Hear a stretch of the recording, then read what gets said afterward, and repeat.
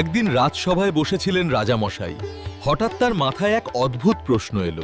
তিনি ভাবলেন, গোপালের গোপাল, বলো তো, আমার মাথায় মোটো কতগুলো চুল আছে? গোপাল একটু হেসে রাজামশায়ের মাথার দিকে তাকিয়ে রইল, যেন খুব গভীরভাবে হিসেব করছে।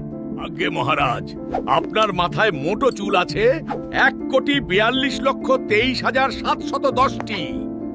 এই সংখ্যা তুমি কিভাবে বললে, গোপাল? মহারাজ, আপনি চাইলে এক এক করে গুণে মিলিয়ে দেখতে পারেন। যদি একটা কম বা বেশি হয়, আমি দায়ী থাকব। রাজামশাই গোপালের উত্তর শুনে কিছুক্ষণ স্তব্ধ হয়ে রইলেন। তারপর হেসে উঠলেন।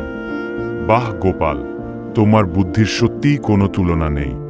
গোপালের এই বুদ্ধিদীপ্ত উত্তরে রাজা যেমন খুশি হলেন, তেমনি সভার সবাই মুগ্ধ হয়ে গেল। বুদ্ধি থাকলে অসম্ভব প্রশ্নেরও মজার উত্তর দেওয়া যায়।